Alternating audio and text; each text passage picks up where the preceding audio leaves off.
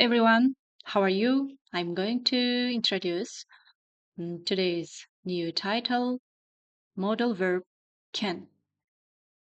Достар, бүгін can модаль етістігі бойынша сабақ өтетін боламыз.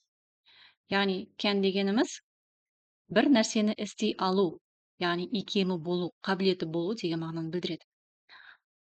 Мысалға, I can cook. Мен ас әзірлей аламын. I can read a book. Мен кітап оқи аламын. I can ride a horse. Мен атқа міне аламын.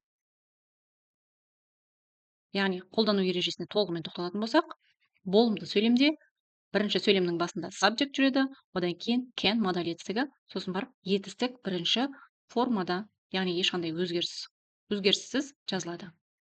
Мысалы, I can speak дейтін болсақ, мен сөйлей аламын.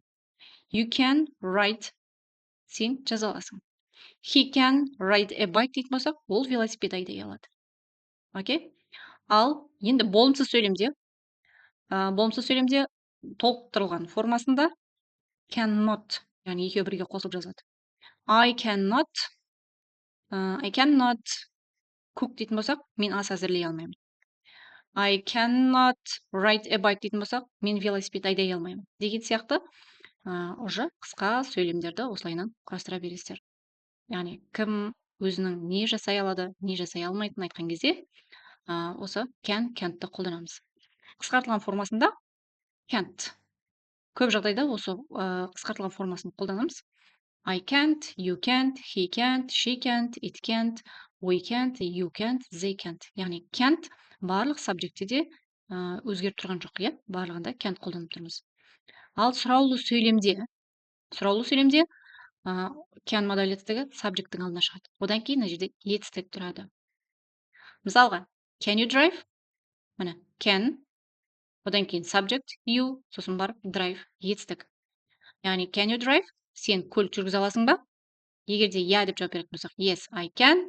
Жоқ деп жауап беретін болсақ, no, I can't. No мен басталғандықтан мына жердегі етістігіміз болымсыз формада тұрады. Окей. Ал енді өте оңай тақырыптың бірі. Ал енді осыған speaking жасап көрейік, иә? Сөйлемнің структурасы бойынша, міне бірінші сөйлем басында subject, can немесе can't, одан кейін base form of the verb, етістіктің негізгі формасы. Яғни бірінші формалар, міне. Мына жердегі етістіктердің барлығы өзгеріп тұрған жоқ. Осы форманы қолданамыз. Сосын бар places of preposition, яғни in, at, on деген предлогтарды қолданамыз. Орынды білдіретін, местаны білдіретін предлогтар. Ал сөйлем құрап көрейік. Ал мен осымен жұмыс жасап алайық, иә? Қайталап осы сөздерді жаттап алайық. Сөйлем құраған кезде бізге оңай болу үшін. In the park, паркте, парктың ішінде деген сөз. At home, үйде. With my friend, досыммен. At school, мектепте. At the beach, жағажайда. In the swimming pool, бассейнде. Яғни бұл сөздерді біз қай жерде қолданамыз? Міне, places of preposition деген жерге осы фразаларды қолданамыз. Ал сөйлем құрап көрейік. Міне, сөйлемнің ортасында тұрған, бізде сөйлемді бастап тұрған бастауыш. I can sing. Мен ән айта аламын. I can't run. Мен жүгіре алмаймын. I can't walk. Мен жаяу жүре алмаймын. I can't drive a car. Мен көлік жүргізе алмаймын. Деген сияқты өздеріңізде сөйлем құра бересіздер. I can play the guitar. I can't ride a bike. I can swim. Енді өздеріңізге қайсысы ыңғайлы, сонымен құра бересіздер. Менде нақты өзіме қатысты емес, бірақ сөйлемді құрау ережесі бойынша сіздерге көрсетіп жатырмын. Ал егерде біреуден сұрайтын болсақ, can you құрылымын қолданамыз. Can you swim?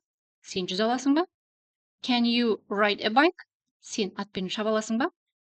Can you ride a bike? Велосипед айдай аласың ба? Can you ride a horse? Жылқыға атқа міне аласың ба деген сөз. Can you sing? Ән айта аласың ба? Can you dance? Билей аласың ба? Can you run? Жүгіре аласың ба?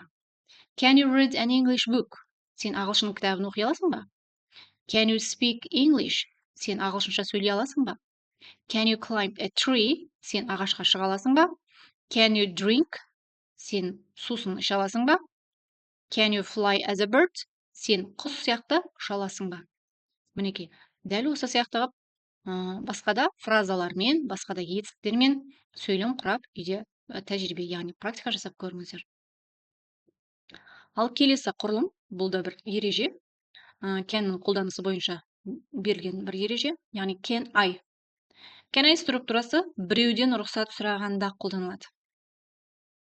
Жаттап аламыз. Can I біреуден рұқсат сұрағанда қолданылады. Can I go to the cinema? Киноға барсам болады ма?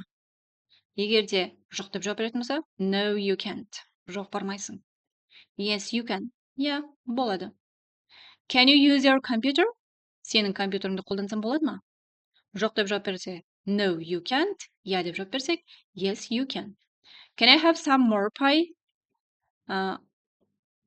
Көбірек тағы да пирог жесем бола ма, иә? Бәліш жесем болады ма? Yes you can. Иә, болады. Can I watch TV? Теледидар көрсем болады ма? No you can't. It's time for bed. Жоқ, болмайды, ұйықтайтын уақыт болды. Деген сияқты, мінекей осындай бізде спикингнің осындай структуралары бар. Осы структура бойынша, яғни құрылым бойынша сөйлем құрап көріңіздер тағы да. Енді осы жердегі берілген сөйлемдерді мен алдағы уақытта тікелей эфирде Zoom сабақта немесе сұрайтын боламын. Сондықтан осы сұраулы сөйлемдерді дәптерге жазып жаттаймыз. Thanks for watching. See you next time. Goodbye.